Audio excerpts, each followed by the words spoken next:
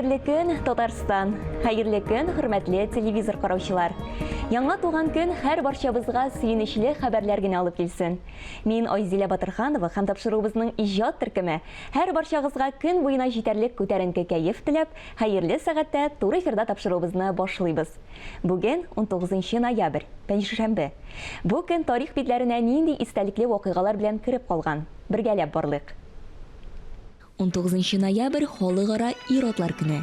Беренче тапкыр бу бәйрәмне 1999 елда Тринидад һәм Тобаго утравында яшәүчеләр билгеләп үтә. Тик аңарчы, ягъни 1960 елларда ук календар битләрендә ир-атлар өчен махсус бер көн булдыру идеясы инде барлыкка килгән була. Идея авторы Вест-Индия университеты галиме Джероми Тилуксинг. Ул әтисен бик хөрмәт итә. Шуңа да аның туган көнен халыкара бәйрәм буларак тәкъдим итә. Бүген ир-атлар көнен дөньяның 60лап иле бәйрәм итә. ЮНЕСКО карары буенча һәр елның 3нче пәнҗешәмбесе бөтен дөнья фәлсәфә көне буларак билгеләп үтелә. Бу көнне дөньяның төрле почмакларында фәлсәфәчеләрнең җыеннары, төрле гыйльми һәм фәлсәфи чаралар уздырыла. Бәйрәм белән сезне фәлсәфәчеләр. Һәр пәнҗешәмбе иләребезгә көтеп алынган кунак килә. Кунак дигәнебез ул әлбәттә газета, журналлар. Бу атнада татар матбугатында нинди эчтәлектәге язмалар урын алган? Эфирда матбугат күзәтү сәхифәсе. Хәерле көн, мөхтәрәм тамашачылар. Матбугат күзәтүебезне дәвам итәбез.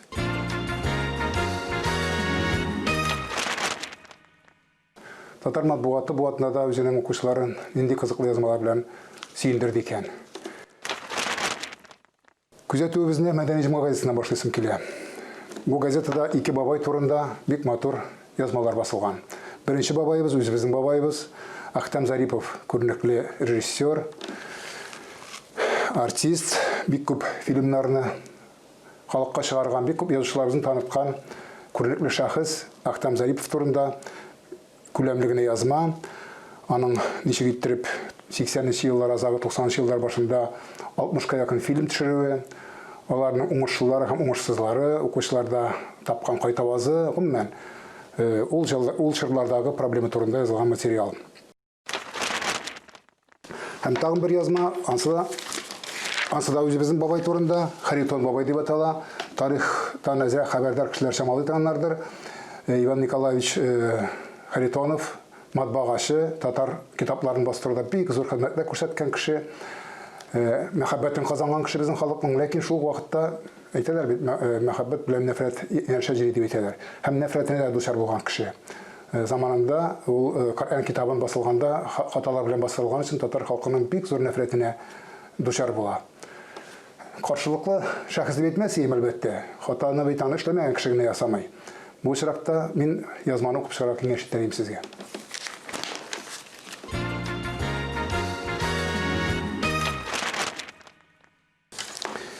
Идел журналы, яшьләр өчен чыгартылган яшь Идел журналы, тулысы белән диярлек безнең яшь иҗатчыларыбызга башлаган.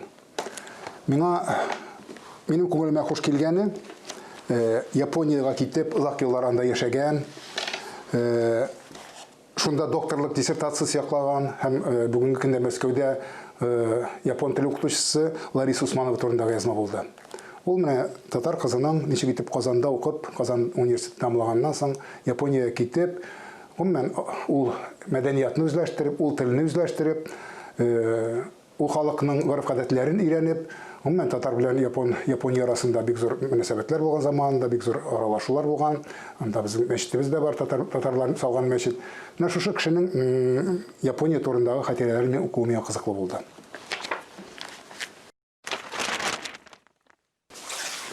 Симбикә журналы үзенең беренче битеннән урман каравылчысы хатын-кыз турындагы язма белән башлап китә.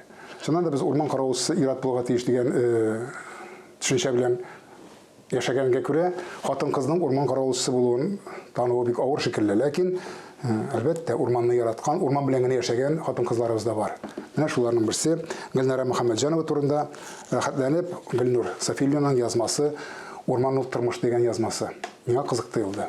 Гомумән, психология яктан караганда. Һәм шунда ук тагын бер танылган шәхесебез, журналистикага танылган шәхес, аның язмасы да шулай атала, Әлфия Саматбетова. Татарстан яшьләре мәктәбен үткән, Исмәгыйль Шәрәфиев мәктәбен үткән журналист Әлфия Самат турында гына түгел, аның белән әңгәмә. Ул эшләгән шер, аның эшләгән кылган гамәлләре һәм ул шерның үзенчәлекләре турында Эльмира Закированың Әлфия Самат бит ул дигән язмасы. Шулай ук кызыксыну уятты миндә.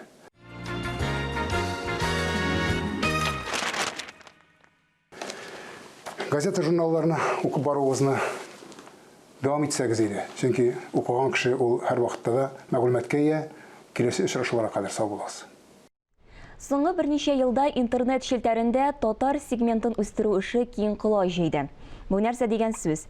Татар телендә ясалган интернет сайтлар популярлаша. Әле алай гына да түгел, аларның эчтәлеге дә, формасы да елдан-ел яхшыра. Бу эштә белем җәүһәрләре дип исемләнгән дөнья күләм интернет проектлар бәйгесенең роле әйтеп бетергесез зур. Менә инде 11 ел рәттән фән, мәгариф һәм мәдәният өлкәсендә җәүһәр дип санарлык татар телендә ясалган интернет ресурслар бер мәйданчыкта туплана. Ә иң-иңнәре мактау кагазлары белән бүләкләнә. Тырышып эшләүнең нәтиҗәсен кагазда күрү тагын да югарырак максатлар куеп эшләргә тәрә. 2020 елда иң яхшы интернет проектлар исемен без иртәгә Пирамида мәдәни күңел ачу үзәгендә узачак 11-нче дөнья күләм белем җәүһәрләре бәйгесенең йомгаклау тантанасында беләчәкбез. Шул уңайдан бүген студиябыз кунагы Татарстанда һәм инде аннан читтә яшәүче татарларга куллану өчен файдалы интернет ресурсларны бер урынга туплау эшен башлап җибәрүче Татнетны үстерү фонды оешмасы һәм Белем.ру җәмгыяте директоры Раил Гатауллин. Бәйгәне исәннәрмесез, хәерле көннәр. Хәерле көн Айзилә, хәерле көн Татарстан. Без бик шатбыз. Елдан-ел белем җәүһәрләре бәйгесенең дәрәҗәсе артканнан арта гына бара. Менә бу елда 98 гариза кабул иткәнсез икән. Бу иде миңа калса әлбәттә яхшы күрсәткеч. Һәм инде менә узган еллар белән чагыштырганда 11-нче белем җәүһәрләре интернет бәйгесенең үзенчәлеге нидән гыйбарәт икән? Безнең 170-кә якын гаризалар килде, ләкин без дөнья күләм дәрәҗәне сакларга тырышабыз. Шуңа күрә иң яхшыларын сайлап алабыз. Аны конкурста кабул иткән чагында да безнең менә 170-тән артык проекттан шуның 98-е бәйгегә кабул ителде. 98 димәк финалга чыкты. Финалга инде 50-гә якын проект чыкты. Алар арасында безнең анда 10 номинация бар. Анда без 2010 елда Мәгариф һәм фән министрлыгы ярдәме белән башлап җибәргән идек. Күбрәк укучылар ясаган сайтлар арасында бәйгене. Аннары инде мәдәният министрлыгы килеп кушылды. Аннары без инде бөтен Татнет йолдызлары дигән проект урынына без алмашка бөтен татар интернетын кылыштырырга тырыштык. Хәзерге вакытта анда татарча Instagram аккаунт алып барган кешеләр дә, татарча ВКонтакте берләшмәсен алып барганнар да, мобиль кушымта ясаучылар һәм нокта татар домен үстерүчеләр, менә һәр юнәлешне без инде татар интернетын кылыштырырга һәм үзебезгә туплап аларны яктыртырга, кешеләргә танытырга тырышабыз. Үзенчәлеге нәрсәдә мин бик шатмын, чөнки безнең финалга үтте бик сыйфатлы сайтлар. Элек без 3нче дәрәҗәдә монда, мәсәлән, Җимдада яисә Наруторда булган проектларны ясыйдык. Хәзер инде хәтта менә безнең бәйгеләрдә министрлыклар шундый зур проектлар һәм хәтта сезнең телевидениедә әлеге бәйгедә катнашты. Әйе, чынлап та мин үземдә тапшыруга әзерләнгәндә барлык сайтлар белән кызыксынып, алар белән танышып чыктым. Бик күп икән бит безнең менә шулкадәр бай эчтәлекле, кызыксындырырлык сайтлар. Аларга бәя биргәндә нинди таләпләрдән чыгып эш иттегез?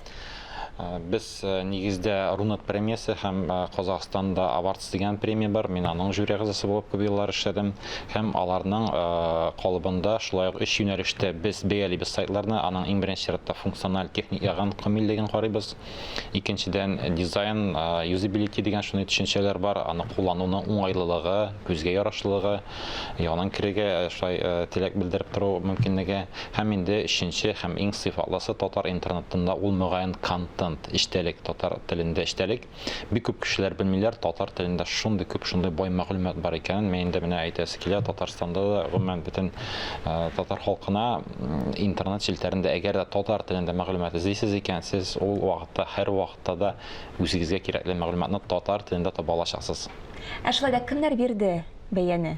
Кемнәр жюри ағзалары иде? Безнең жюри әгъзалары исемнәрен әйтмибез инде. Алар соңыннан тантананы соң әйтелә. Анда ниндидер жюрига шундай тәэсире булмасын өчен иртәгә аларның исемнәрен әйтеп китербез. 13 жюри әгъзасы эшләде.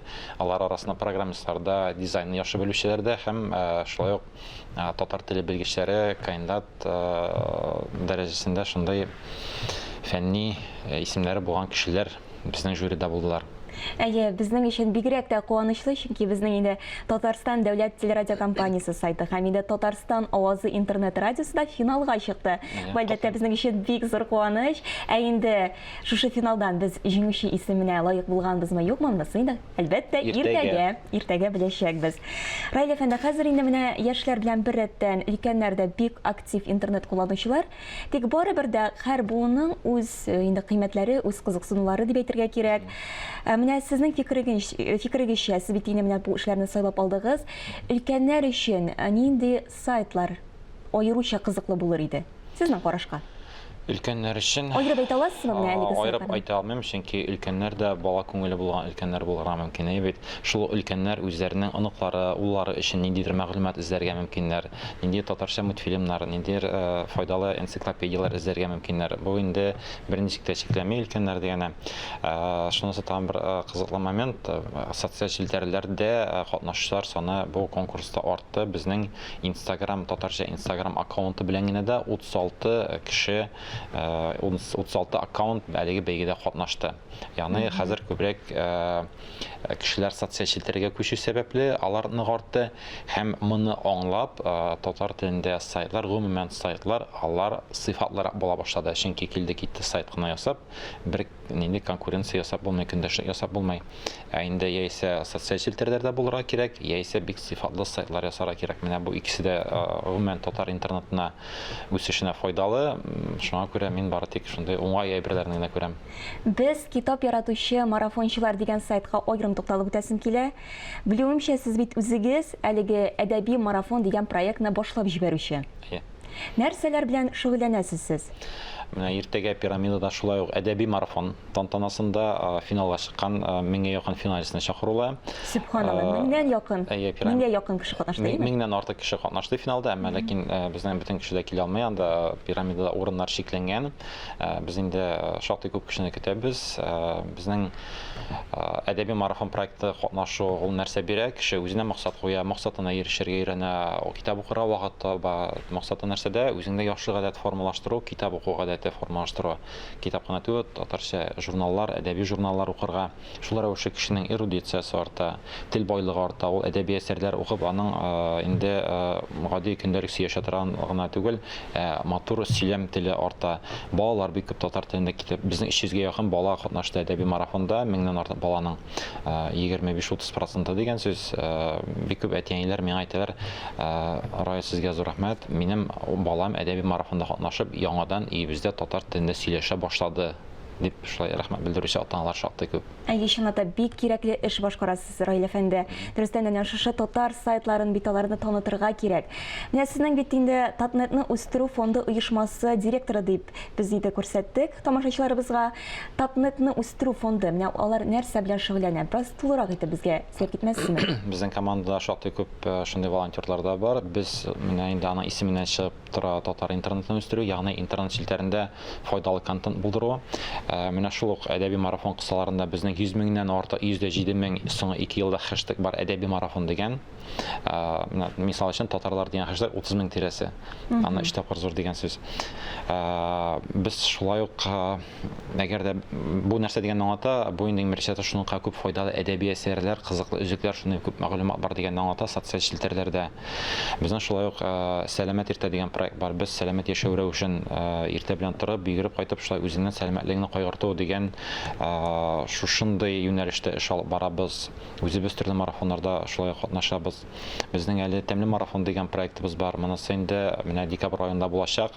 Татар аш суына багышланган, шулай ук көн сайын нинди булса татар ризыклары әзерләргә өйрәтә торган, рецептларны ала торган шундый кызыклы марафон булачак. Чынлап та бик тә кызыклы. Менә мин үзем дә сезнең инде Instagramдагы шәхси битегезгә язылган кеше, һәм инде анда бик күп кызыклы проектлар бар, алар белән инде тулырак безнең инде барлык тамашачыларыбыз да танышалар. Бик зур рәхмәт сезгә, Раил әфәнде, чынлап та бик кирәкле эш башкарасыз. Татар сайтларына реклама ясыйсыз. Бу әлбәттә инде бик хөрмәткә ия эш. Безнең яңалыкларны карап барыгыз, безнең бәйгеләр бик күп, барыгыз да катнаша аласыз, бергә очрашканга кадәр. Барлык кызыклы бәйгеләр турында Раил Гатауллинның Instagram битеннән дә күзәтеп бара аласыз. Без тапшыруыбызны дәвам итеп Instagram йолдызлары сәхифәсен карап китик. Хәбәрчебез Алия Галиуллина Instagram шелтәреннән иң кызыклы видеоязмаларны туплады. Йылдызлы Instagram кабат сезнең белән.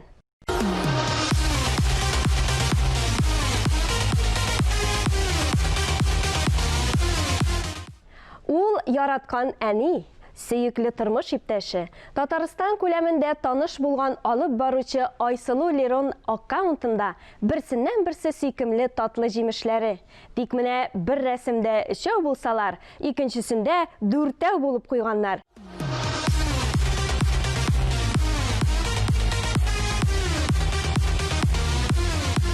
Киләсе язманы аягүрә басып алкышларга күмәргә кирәк булыр. Олысына, кечесенә үрнәк булган егет Рөстәм Нәбиев үз тормышын чагылдырган шигъри юлларга тирән мәгънә салып, зур сәхнәдән тамашачы күңеленә җиткерә.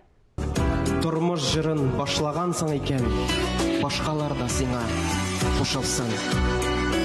Мин бәхетле, әгәр җылы сүзем дәва икән башка берәүгә. Мин бәхетле, әгәр минем үрнәк дәрт көч бирсә сезгә яшәргә.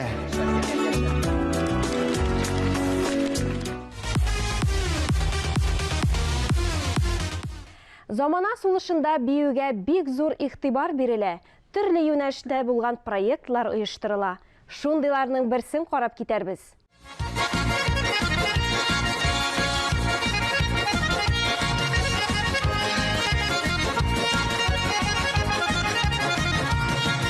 Өлкән буынга килгәндә берәүләр кушылып биесә, икенчеләре әпипәне сагынып болай ди. Тылары қоралекейм, туйып сикірелер шестай, менә біз үскәндә бір шушына қыламады. Татарлар заманча биеп маташканда, Грузияда яшәүче дусларыбыз татарча җырлап сәлам бирә.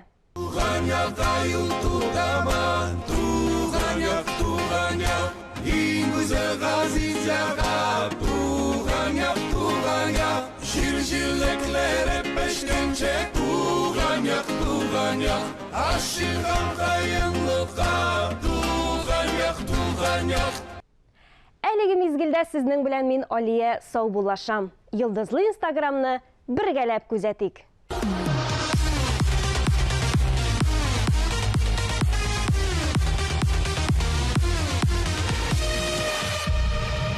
Бүгенге тапшыруыбыз азагына якынлашты. Мин Айзилә Батырханова һәм тапшыруыбызның иҗат төркеме һәр барчагызга уңышлы көн теләп саулашабыз.